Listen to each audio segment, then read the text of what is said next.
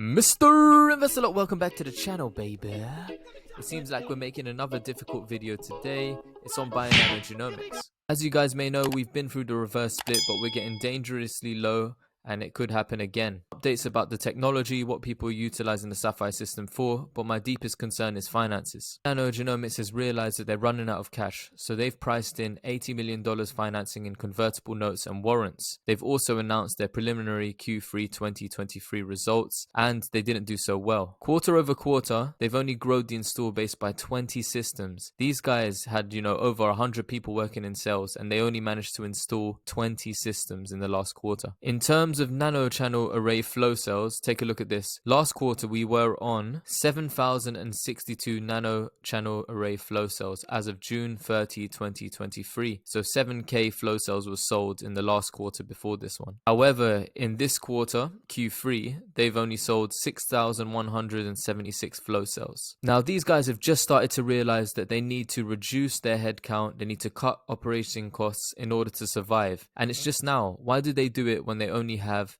a few millions left in the bank? They're reducing their headcount by 66 positions, but surely they should have reduced their headcount a long time ago when they saw they were burning 30 to 40 mil per quarter. And still, look, the third quarter they expect to generate 9.1 to 9.3 million US dollars, but they were still burning 30 to 40 mil per quarter. So surely if you're losing 30 mil a quarter and you're only getting 8, 9 mil, 7 mil per quarter, you would have reduced a long time ago. Some of these words that they're including here, like strong revenues, meet and potentially exceed the guidance provided, solid revenue growth, they're still losing way more money than they're generating. So with that being said, I am terribly disappointed. I'm now down 86%. I was up 10% at one point, and remember, I have 54,000 shares before the reverse split, and all the money that I made from Occidental Petroleum, which was 300% plus, I then bought Bionano Genomics shares. And to be honest, although the technology is, people say, it's revolutionary, it's exceptional, without the right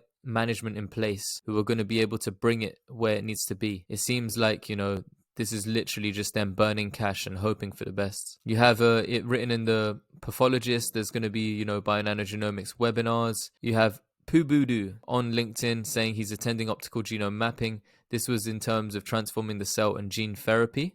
This was yesterday. Looking to some of the people who are utilizing the Sapphire system, and they said, particularly for blood cancers, they believe it's the real deal and it has a place in the clinic. It has a place within routine diagnostics. Spoke to this guy as well, and when he won his grant, he was going to spend it on optical genome mapping. What this guy is doing as well by embedding it into routine healthcare, this is where we want to be. We want this embedded into the NHS. We want it into national health services and systems around the world. And this guy's over in Canada making it happen. A lot of interest around the world. As you can see here, Masaya Asano is saying special thanks to Yannick-san.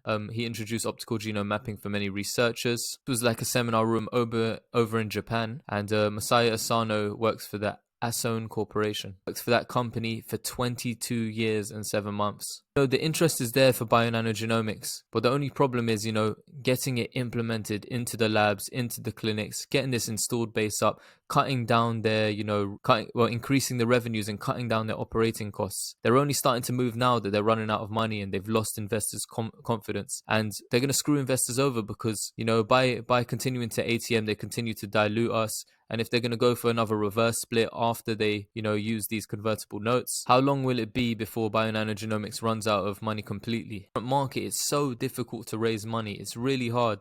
You've got high interest rates. So the banks, I don't even know if they'd be able to lend it to you, because if they look at the amount of cash these guys are burning, they might think we're never going to see our money back. An example though of why Bionano Genomics believes in the strategy of putting the Sapphire system and the Stratus in the hands of people who are doing research, because for example, there's a guy called Dr. Enrico Bugiardini. So this guy managed to get through the Innovation Fund grant a Sapphire system, and he had to experiment with it and run a pilot program. Without proof that this technology works, securing the funding to buy the machine would have been impossible. Innovation Fund support has given us this chance to take this first step into diagnostic revolution. So Dr. Enrico Bugiardini, within 6 months, he proved optical genome mapping machine's efficacy, and he secured further funding to get it permanently placed at Queen Square. So this is part of University College London, and this is where 200 people undergo genetic testing each year. It's not a lot of people if 200 people is about 200 flow cells per year if you was to utilize this. So this guy was actually using it for hereditary neurological conditions, and I think he was exploring Alzheimer's. Here's the Sapphire System on February 20th, 2022. Bionano Genomics Sapphire System. They're in the lab at UCLH. It's University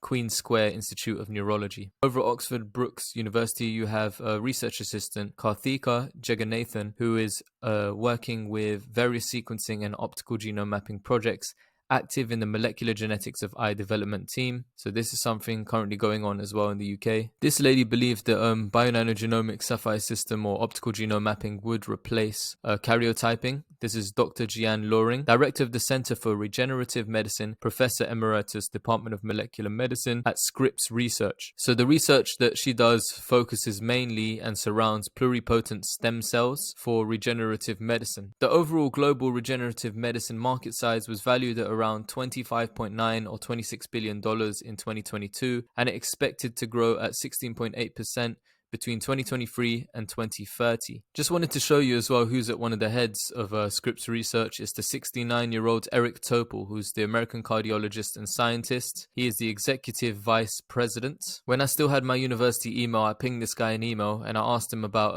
genomics in general. I said short read sequencing, long reads, and optical genome mapping. Will it be utilized within the NHS? Because this guy consults the NHS. He tells the NHS, what he believes will be the next step in improving the system, the National Health Service. So this guy said to me, yes, and yes. He's a man of few words, and he said he believes that long read sequencing and optical genome mapping will be utilized within the NHS alongside the short read sequencing that we already have. People ask me, what's my position? Listen, I'm down 86% right now. I still believe that the company has got, they've got this technology that the world needs to see. The only problem is management and how they manage the business. How can you lose so much money? How can you spend so frivolously? How can you take on a massive headcount and then have to cut people down later on? Like, why did you make these big acquisitions and take on all these operating expenses without having the revenue to back it up? You're not going to get straight away a large revenue boost. So why did you think it's okay to spend the investors' money, the people who've given you a lifeline? You wasted all that money.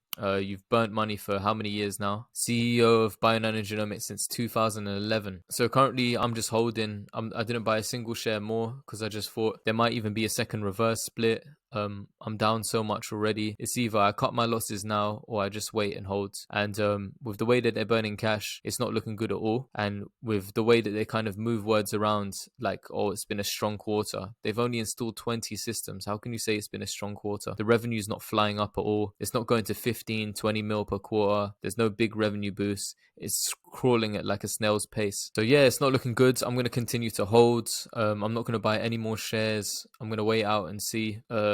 I'm still following what's going on in the market in terms of research and people's studies, and I'm looking very carefully as well at how they're worded. And when Bionano Genomics does a press release, I'm looking very carefully at the way that they express themselves in terms of success of optical genome mapping with regards to comparing it to other technologies, genomic techniques. Okay, guys, thank you very much for watching. And some of you guys are in the same position I'm in. And frankly, it's a terrible place to be in. It's quite sad to see, that they've wasted so many opportunities that we, the retail investor, have given them. Because without retail jumping into this, Bionano Genomics would have done a reverse split long time ago. They had that short squeeze, price flew up. They should have made the most of that time. A bit like Nano Dimension did. The guys raised like over $1 billion at that time. He raised so much cash and he sat on it and he didn't take any expensive acquisitions. He is very careful with investors' money. And it feels like, Eric Homelin and the CEO, management, it feels like they haven't been careful with investors' money and they haven't been, genuine with how much growth there's going to be within a certain time frame.